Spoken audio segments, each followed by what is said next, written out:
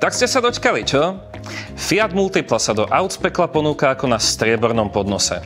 Je totiž veľmi jednoduché kopnúť si do niečoho, čo vyzerá ako na pláži vyplavený delfín v pokročilom štádiu rozkladu. No realita je predsa trocha komplikovanejšia. Multipla je totiž objektívne jedným z najpokrokovejších aut posledných 10 ročí. Bez debaty. Ale vy nie. Vy všetci vidíte len jej dvojitú bradu a dizajn, ktorý akoby vypadol z manuálu 90. rokov. Lenže to je zásadná chyba, ktorá vám znemožňuje prijať Multiplu do svojej duše. Áno, mierim tam, kam si myslíte. Fiat Multipla je Ježiš Kristus automobilového sveta. Prorok, Mesiáš, spasiteľ, ktorého sme vyhnali z nášho sveta a preto už nás čaká len zatratenie. Ale tak, čo by ste asi čakali od živočíšneho druhu, ktorý vymyslel jednorazové foťáky, genocídu a zámenu manželiek? Inteligentne riešené vozidlá si skrátka nezaslúžime. No, pri tomto spočiatku vyzeralo všetko dosť sľubne.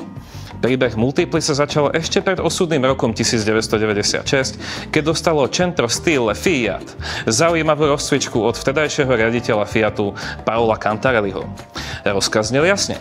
Skúste navrhnúť automobil kratší ako 4 metre, s dostatočným priestorom na prepravu 6 ľudí a ich kufrov, ktorý by jazdil na platforme modelu Brava. Bacha na to. 6 ľudí, batožina a menej ako 4 metre. To je úloha, na ktorej si v dávnej minulosti vylámalo zuby niekoľko výrobcov automobilov a potom to radšej už nikto neskúšal. Teraz sa však bavíme o Fiate v 90. rokoch. Sebavedomej, modernej spoločnosti, ktorá diktuje trendy v oblasti vývoja a výroby malých automobilov. Teda, ak sa nebavíme o pasívnej bezpečnosti. Napokon vznikli 4 dizajnerské smery, akými sa Multipla mohla uberať. Všetky so svojím vlastným menom. Prvá bola Big Boy, druhá Jet 6, tretia Giandiu, Luto alebo tak nejak a Toro. Zber ideí a pretavenie Multiply do hotového produktu mal na starosti Roberto Giolito a hovorím vám to len preto, lebo mi jeho meno pripomína zmrzlináreň. Aj keď primárnym cieľom tohto cvičenia nemala byť sériová výroba.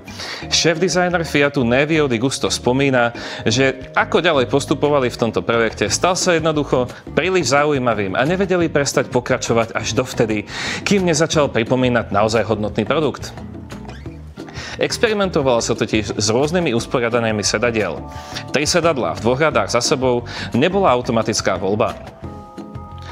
To bolo usporiadanie 2+2+2, ktoré mala v roku 1956 ešte prvá Multipla. Presne tak. Táto naša je až druhá a aj tá prvá vyzerala ako smutný vorvaň.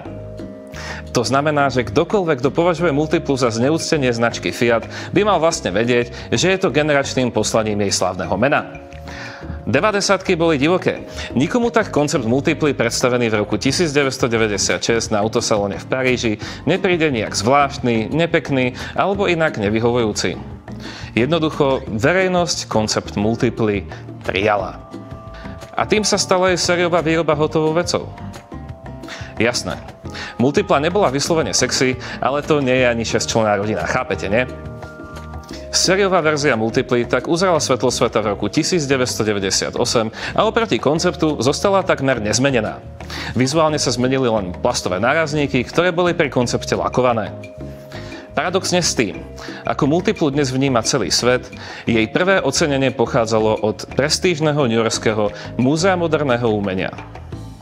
Slávne MoMA totiž obratom po premiére zaradilo Multiplu do svojej výstavy Different Roads Automobiles for the Next Century ako zosobnenie výnimočného dizajnu. V rovnakom roku dokonca získala titul Top Gear Car of the Year. A to skrátka není málo. Lenže ten istý Top Gear ju zároveň v tom istom roku ohodnotil ako najškaredšie auto roka a lavína vtipkovania sa mohla začať valiť, pretože ľudia to razom mali tak trochu legitimizované. A ako by to nestačilo, neskôr prišiel internet a s ním oveľa drsnejší humor a mémy, s ktorými začali súcitiť asi všetky generácie ľudí. A to bol moment, kedy sa inovátorskému, no prísne dobovému vzhľadu Multiply už proste nedalo pomôcť. Ľudia na Multiplu skrátka nakydali toľko, že sa úplne zabudlo na to, že je to proste excelentné rodinné auto. V prvom rade, Multipla má vpredu 3 sedadlá, pričom každé okrem vodičovho a stredného sa dá pozdĺžne posúvať, sklopiť a jednoducho vybrať.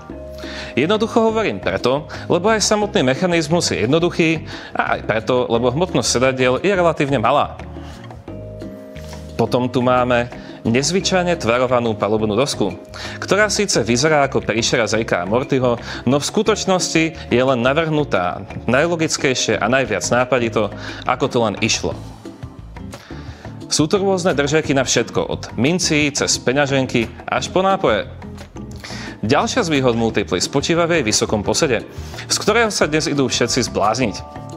Tomu sekunduje aj jej vyššie položená podlaha, ktorá už len z princípu nedisponovala žiadnym stredovým tunelom. Zamyslite sa. Toto všetko sú vlastnosti, ktoré v rodinnom vozidle jednoducho chcete. Multipla však prináša ešte jedno plus. Obrovské presklenie kabíny s tenkými stĺpikmi, ktoré vám dáva naozaj dokonalý prehľad o tom, čo sa všetko všade deje okolo auta, ale bohužiaľ vás v tom každý vidí.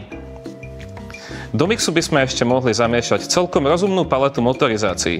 Jednoduchú benzínovú jednotku s objemom 1,6 litra, 16 ventilmi a výkonom 76 kW, ktorú ste mohli mať aj vo verzii spalujúcej zemný plyn, teda CNG.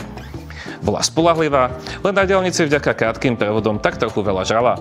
No a práve pre diaľničných šprinterov tu bol spoľahlivý turbodiesel 1.9 JTD, ktorý pri nezanedbanej údržbe vydržal bez vypovedania služby celé roky. To isté sa dá povedať aj o podvozkových komponentoch vozidla, ktoré sa po čase ozvali len na horších cestách. Čiže napríklad na tých našich. A viete, čo vám ešte poviem? Multipla výborne jazdila. Fakt. Nezalakla sa ani športovejšej jazdy, čo taktiež vyplynulo z jej technologickej podstaty. Vďaka umiestneniu až 3 ľudí vedľa seba bola nadpriemerne široká. Išlo ju tak naladiť dostatočne pohodlne, no zároveň aj dostatočne tuho na to, aby si dokázala udržať smerovú stabilitu. A aj keď sa jej asymetrický volant držal trocha zvláštne, doteraz si pamätám svoj úsmev, keď som ho držal v rukách. No naspäť k jej nepochopenému dizajnu. Multipla mohla byť nezvyčajná, no za tým, že škaredá nie je, si naozaj pevne stojím. Okolo Multiply sa totiž znáša taký obláčik kuriozity. Aura, ktorá o jej šoférovi hovorí, že mu nevadia posmešky okolia. Že si kúpil niečo, čo mu vyslovene vyhovuje a má totálne na háku, čo si o tom kto myslí. Fiat Multipla je auto, ktoré si kúpi jedine skutočne dospelý človek. Človek, ktorý si naozaj nepotrebuje nič dokazovať.